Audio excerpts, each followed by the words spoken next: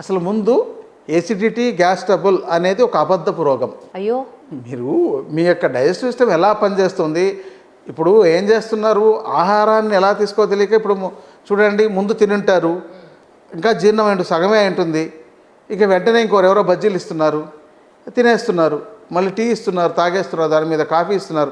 ఎందుకో ఒక ఫంక్షన్కి వెళ్ళండి, ఒక మొత్తం కలగూరు గంపంతా పెట్టుంటారు మనకు, మొత్తం దాన్ని అంతా వేస్తే అసలు మరి ఎలా డైజెస్ట్ చేసుకోవాలి, దేన్ని అబ్జర్వ్ చేసుకోవాలి, దేన్ని ఎలిమినేట్ చేయాలి, బాడీకి అర్థం కాకుండా పోవడమే ఇక్కడ గ్యాస్ ట్రబుల్. చూడండి, ఫంక్షన్లో కానీ హోటల్లో కానీ మీరు తిన్నప్పుడు అవును మీకు ఈ సమస్య ఎదురవుతుంది, డైజెస్ట్ అవ్వదు. అవును, లేకపోతే అసలు ఆ సమస్య లేదు. ఒకవేళ ఎవరికైనా ఈ సమస్య వచ్చుంటే వాళ్ళు ముందు ఆ యొక్క ఫుడ్ని సాఫ్ట్ ఫుడ్లోకి వచ్చేసి మ్యాక్సిమం లోపల ఉండేదంతా జీర్ణమైపోయి మొత్తం ఖాళీ అయిపోయి ఇంకా భరించలేను బాబు, ఆకలి అంతా అవుతోంది, అసలు ఇంకా నాకు తినకపోతే నా వల్ల కాదు అనేటప్పుడు లిక్విడ్ ఫుడ్ నుంచి స్టార్ట్ చేస్తూ పోతే ఆటోమేటిక్గా తగ్గిపోతుందండి. ఓహో, అంతేగాని వీళ్ళు వెళ్ళి మళ్ళీ లేదు అంటే, ఇప్పుడు మనకు పంచేంద్రియాలు ఆకర్షిస్తాయి. ముందు కళ్ళు వాసన చూశారనుకోండి, టేస్ట్ ఎవరైనా చెప్పారనుకోండి, బిర్యానీ వచ్చింది అనగానే అబ్బా చూద్దామా అని ఇలాంటి ఆల్రెడీ అవి ట్యూన్ అయిపోయి ఉన్నాయి, వెంటనే ఒకసారి చూసేద్దాం ఏమైందా పర్లేదు కొంచెం అని ఎప్పుడైతే అలా అనుకొని తిన్నారో అప్పుడే సమస్య. లేకపోతే మీరు చెప్పిన ఇందాక రొమటాయిడ్ ఆర్థరైటిస్ కూడా ఇలాంటి వాటి వల్లే వస్తుంది. అంటే ఎక్కువ ఏ సమస్యల మీద వస్తున్నారండి మీ దగ్గరికి? ఆధునిక వైద్యంలో అంటే అలోపతిలో తగ్గట్లేదు, ఏం చేయాలో ఇంకా ఇంతే, నీకు ఇంతకంటే తగ్గదు, ఇంతకంటే ఇంకేం చేయలేము అని చెప్పిన సందర్భంలో మా దగ్గరకు వస్తారు. ఫస్ట్ కొంతవరకైనా అవగాహన ఉంటే ఒక 3 to 5% పీపుల్కు ఆయుర్వేదం వాళ్ళ జీవన విధానం నుంచినే ఉంటుంది. వాళ్ళు చిన్నప్పటి నుంచి ఆయుర్వేదం మంచిది, నువ్వు వేరే దానికి వెళ్ళొద్దు, చేయించుకోవద్దు అని ఉండేవాళ్ళు. భయం అంటే ఒక ఇంజక్షన్ అన్నా, ఒక ఆపరేషన్ అన్నా, ఒక కెమికల్ స్మెల్ అన్నా ఆ భయం ఉండేవాళ్ళు వస్తున్నారు. ఇప్పుడు ఇదన్నీ కూడా అండి ఒక అనుభవపూర్వకంగా అర్థం చేసుకోవాలి. కానీ ఇప్పుడు ఎవరో చెప్పిందని వింటున్నారు, దానివల్ల వెళ్తున్నారు. ఇప్పుడు చాలా వాటికి అవసరం లేకపోయినా సర్జరీలు చేసుకుంటున్నారు. మనకు ఒక సర్వేలో కూడా 55% ఆఫ్ సర్జరీస్ అనవసరంగా ఉండేది అని చెప్పని మనకు తేలుతోంది, తెలిసిందే కదా. అంటే అక్కడ వాళ్ళని ఇప్పుడు చూడండి, ఏ వ్యక్తినైనా అప్పుడు ఎలా మోటివేట్ చేస్తారో దాన్ని బట్టి ఆధారపడి ఉంటుంది. కాబట్టి అక్కడ మోటివేషన్ మీద ఉంది కాబట్టి అక్కడ సడన్గా వాళ్ళు డిసిషన్ ఓకే ఆపరేషన్ చేయించేసుకుందాం అనుకోవచ్చు. కానీ చాలా వాటికి అవసరం ఉండదు. ఎగ్జాంపుల్ ఫైల్స్, ఫిషర్స్, ఫిస్టులా అని ఉంటాయి.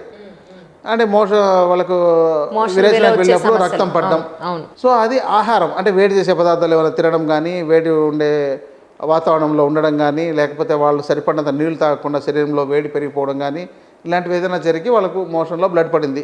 పర్టికులర్గా 2-3 రోజుల పాటు కంటిన్యూగా ఈ చికెను, నాన్ వెజ్లు తిన్నారనుకోండి, వెంటనే బ్లడ్ పడుతుంది, అమ్మో ఏదో వచ్చిందని అంటారు. ఇక అక్కడి నుంచి సమస్య ప్రారంభమవుతుంది. అప్పుడు ఏదో టెంపరీ మందులు ఇచ్చినారంటే అది తగ్గదు. ఇక తర్వాత ఫిషర్స్ అని తయారవుతుంది. ఆ డ్రై అయిపోవడం వల్ల ఏమవుతుందంటే బాడీలో యానస్ దగ్గర మొత్తం ఎండిపోయినట్లు అయిపోయి పగుళ్ళలాగా వచ్చేసి ఒక కత్తితో ఘాట్లు పెట్టినట్టు ఉంటుంది అనమాట. దాన్ని యానల్ ఫిషర్స్ అంటారు. అదేమవుతుందంటే విరేచనానికి వెళ్ళినప్పుడు నొప్పి, మంట వస్తుంది. అది ఒక గంట 2 గంటల తర్వాత తగ్గిపోతుంది. సో అది ఒకసారి వచ్చిన తర్వాత తగ్గదు, దానికి రైట్ ట్రీట్మెంట్ చేసేదాకా తగ్గదు. దానికి ఏం చేస్తారు, వెళ్ళి ఆపరేషన్ చేయిద్దామని చెప్తున్నారు.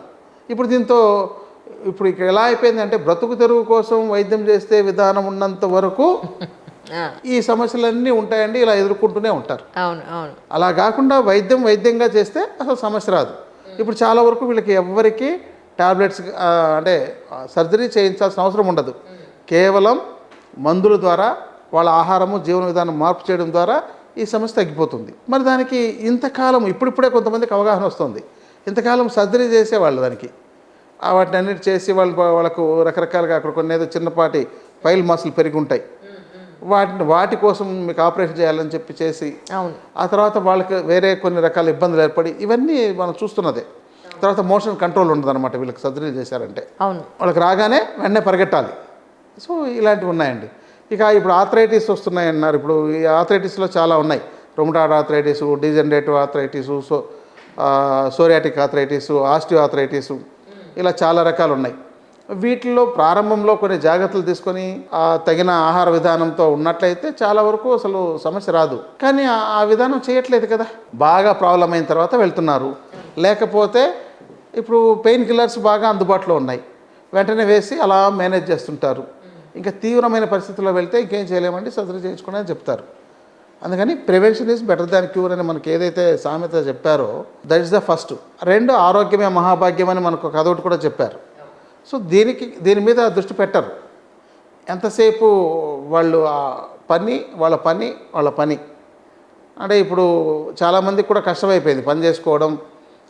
ముందు ఆశను, దురాశను, పేరాశ ఇవి ఎక్కువైపోయి నాకు ఇంకా ఇది కాదు, ఇంకా పెద్ద ఇల్లు కట్టాలి, ఇంకా పెద్ద కారు కొనుక్కోవాలి, ఇంకొక మంచిది చేసుకోవాలని ఎప్పుడైతే 24 గంటలు పని మీద పడుతున్నారో, హెల్త్ మీద కాన్సన్ట్రేట్ చేయకపోతే ఈ సమస్యలు వస్తున్నాయండి. Correct absolutely correct. కానీ కొంత స్లో అవ్వాల్సిన అవసరం ఉంది డెఫినెట్గా. అవునండి. ఇప్పుడు మనకు ఉన్న దాంట్లో సంతృప్తి పడడం, ఉన్న దాంట్లోనే సంతోషంగా ఉండడం, ఉన్న దాంట్లోనే ఆరోగ్యంగా ఉండడం ఫస్ట్ నేర్చుకుని ఆ తర్వాత పరుగు పెడితే బెటర్ ఏమో. అన్ని వదిలేసి పరిగెడుతున్నాం అన్ని. అసలు అన్నిటికంటే ముందు ఏంటంటే ఇప్పుడు మీరు ఒక చిన్న పిల్లోడిని అడగండి, నీకు పారాసిటమాల్ తెలుసా అంటే తెలుసు అంటాడు. అవును. పాన్ 40 తెలుసా అంటే తెలుసు అంటాడు. కానీ ఆ తులసి చెట్టు ఉందా అంటే కూడా ఆ తులసి చెట్టు ఏంటో తెలియదు.